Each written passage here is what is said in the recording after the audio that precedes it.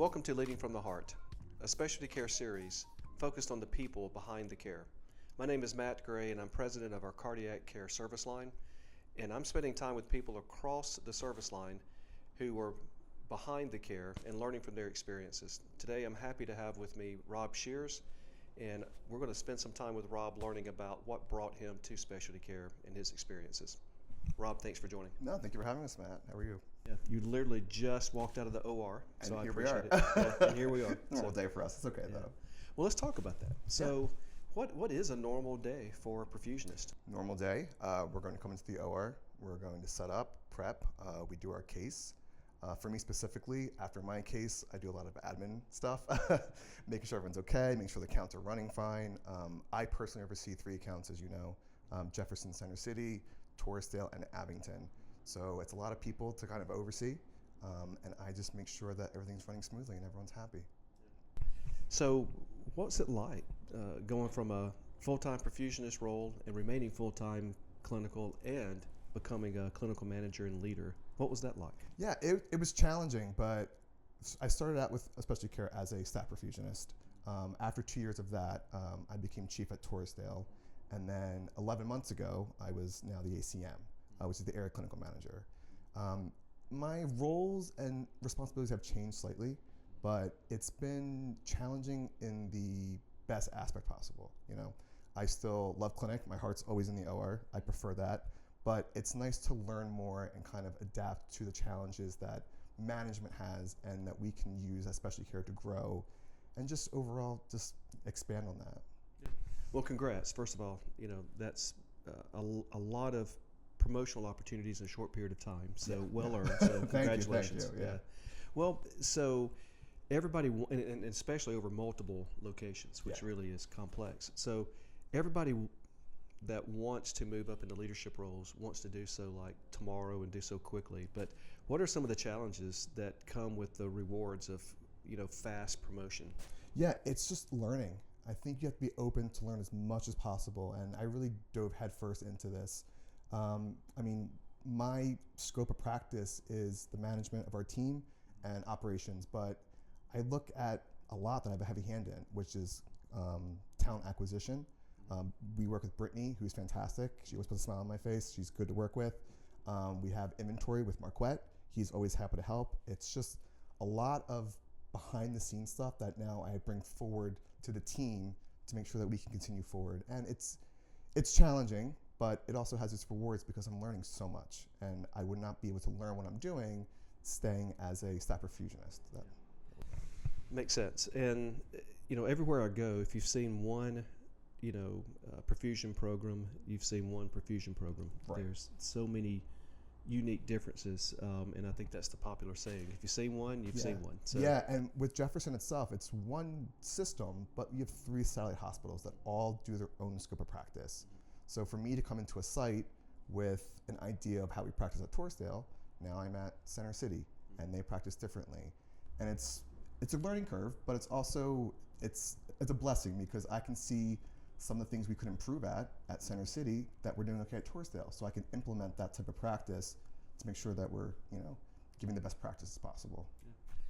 So talk about some of the challenges associated with stepping into the clinical manager role. So if a perfusionist, one of your colleagues, was thinking about it, what would you say this is something they should consider? Yeah, I mean, it comes down to personal growth as well. I was chief at Torresdale for, at that point, 9 years. And I mean, if someone wants to be chief and that's what they aspire to, that's a fantastic spot. I could have rode that out until retirement, but I got a little complacent and I didn't want myself to stop my personal growth there. So I went back to school for my MBA, and then we had the opportunity to apply for the ACM position, and that's where we went off with it. And SpecialtyCare really had a heavy hand in that. You especially. I mean, you've given me the opportunity to be at the table, even just to sit there to watch.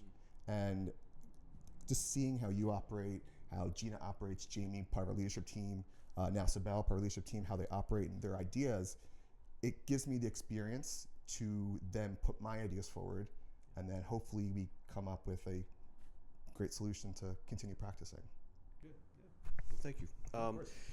So one of the unique things about the Jefferson system is OrganOx. Yes. And with all of the latest advancements, especially in organ recovery. What have you learned from OrganOx and supporting that service within the hospital? Yeah, so OrganOx is an organ preservation system. It's much like putting the liver on bypass. We do it warm. So there's a lot of positive aspects to this. It increases the longevity of the organ. It increases the safe period from donor to recipient. And it also helps operational standpoints. Not many people know this, but if we put liver on at night and there's no call team available, we can do it the next day at 7 a.m. when all the call team's in, or the normal staffing.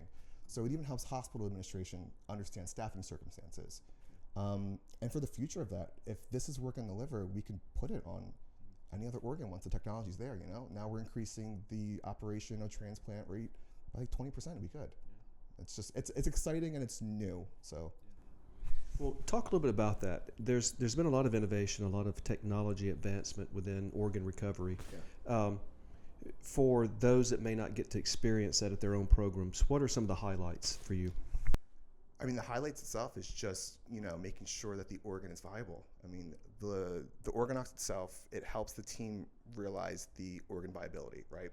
And I know, not personally, but I've been in a few cases where a recipient, bring it to the OR ready for the transplant, and then they get where that's not viable.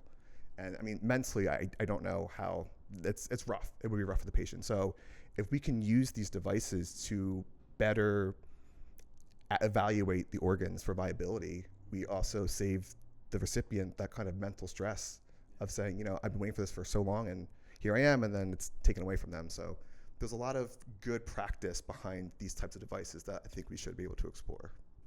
Thank you. So if we switch gears a little bit and talk to us a little bit about the experiences that led you to perfusion. So how did you get into perfusion and then to specialty care? Yeah, I got into perfusion right in college, actually.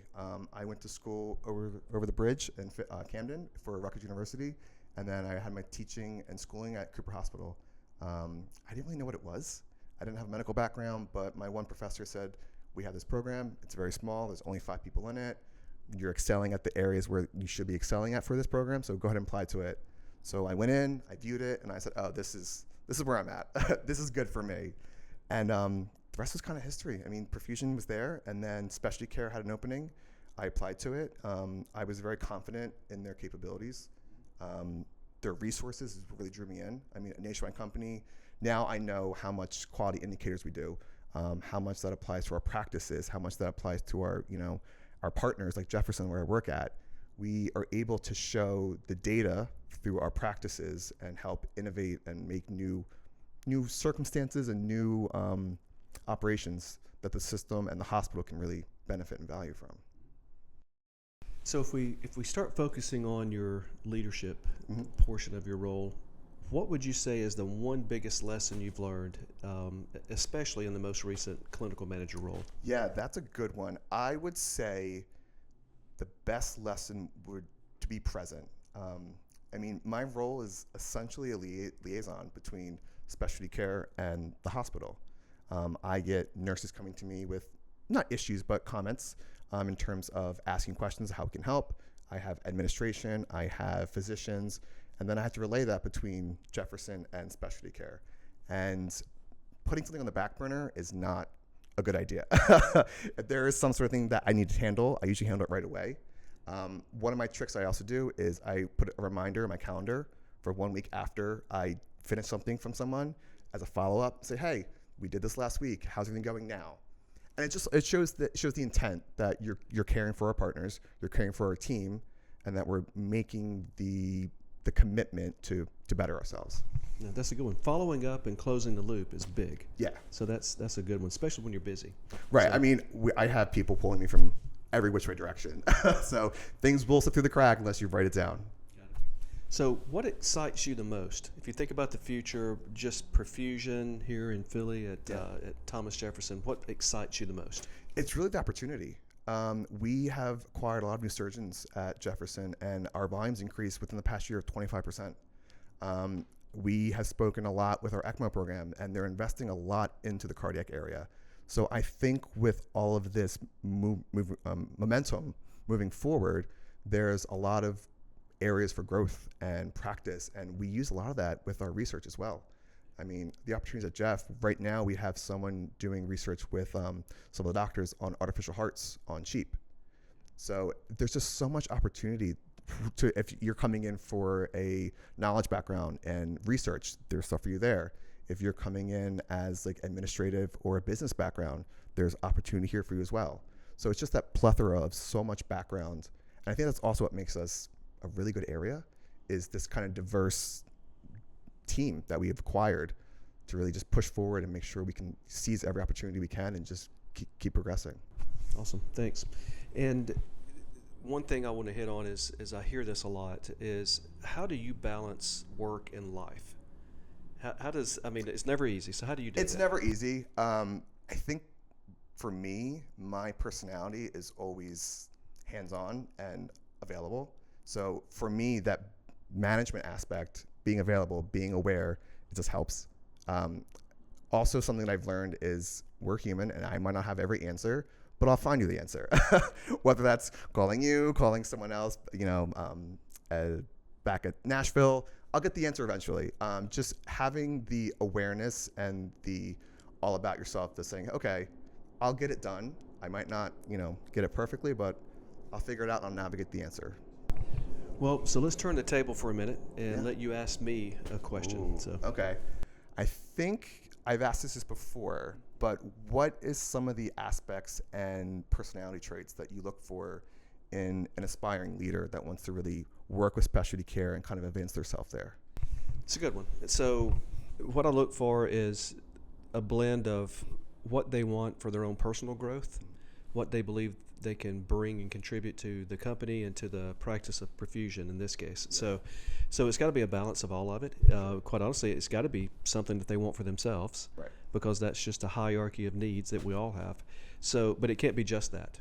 So it's got to be a balance. What do I want to accomplish for myself? Mm-hmm. How can I add value to our company, Specialty Care, the hospital, and how can I contribute to the practice of perfusion? Right. So I look for that first. The other is I don't expect everyone to enjoy every single little thing they do, but they have to have a passion and enjoy the vast majority of it, right, so that they have the ability to be positive about those things that are not as fun in the job. Yeah. We talk with them every once in a while, and we push through it and make sure. Absolutely. So those are the big things, and so I just look for what is it that someone wants and how they plan to contribute at least as much, if not more so, than what they plan to get back from the role. Yeah, so that's fair. Yeah, that's great. It.